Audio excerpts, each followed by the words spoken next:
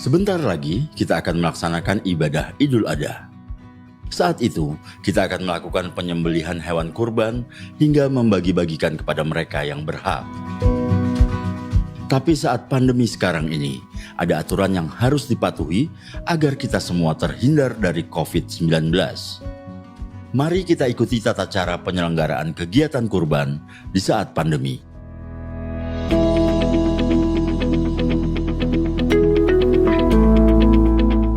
Dari rumah, petugas pemotongan wajib memakai masker dan menggunakan baju lengan panjang. Petugas adalah orang-orang yang berasal dari lingkungan setempat.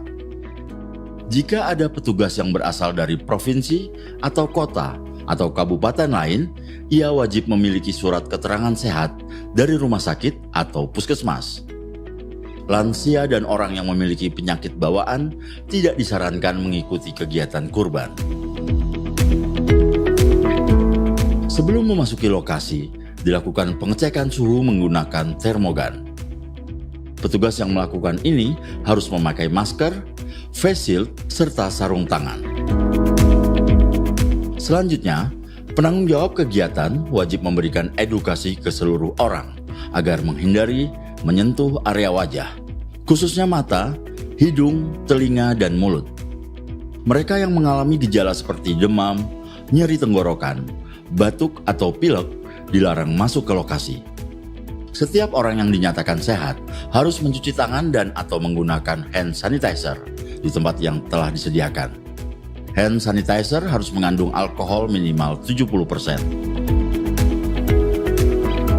Lokasi atau tempat pemotongan hewan kurban telah mendapat persetujuan dari dinas yang membidangi fungsi peternakan dan kesehatan hewan setempat. Kegiatannya pun hanya dihadiri oleh panitia dan petugas, serta dalam jumlah yang terbatas.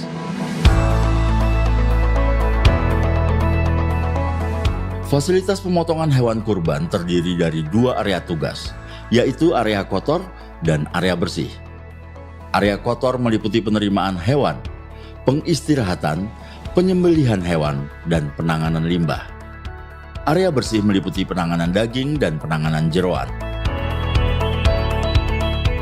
Sebelum dipotong, hewan kurban diperiksa terlebih dahulu. Pemeriksaan ini disebut antemortem. Setelah disembelih, juga diperiksa atau disebut postmortem. Pemeriksaan dilakukan oleh dokter hewan atau paramedik veteriner yang di bawah pengawasan dokter hewan yang berwenang. Hal ini bertujuan untuk menjamin kesehatan hewan dan keamanan daging kurban yang akan dikonsumsi. Selain itu, limbah dari proses penyembelihan hewan dan sampah harus ditangani dengan baik, serta memerhatikan kebersihan dan kesehatan lingkungan. Semua petugas wajib membersihkan dan mendisinfeksi peralatan kurban sesering mungkin. Peralatan pribadi seperti alat sholat, alat makan, dan minum sebaiknya tidak digunakan bersama atau bergantian dengan orang lain. Perhatikan juga etika bersin, batuk, dan meludah. Ada perbedaan penggunaan APD di masing-masing tempat. Petugas di area kotor menggunakan masker, sepatu boots, memakai kacamata Google atau face shield, serta sarung tangan sekali pakai, dan apron. Sedangkan petugas di area bersih menggunakan masker, penutup kepala, face shield, sarung tangan sekali pakai, apron, dan pelindung alas kaki.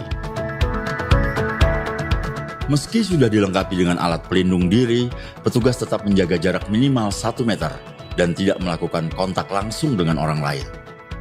Di area kotor, petugas tidak boleh berkerumun.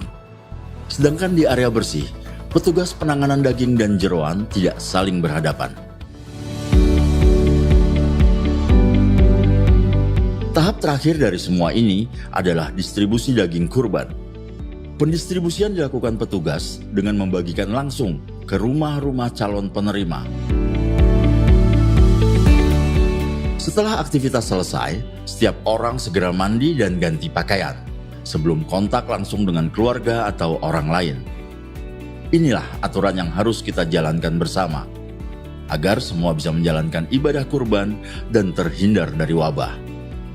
Selamat menunaikan ibadah Idul Adha.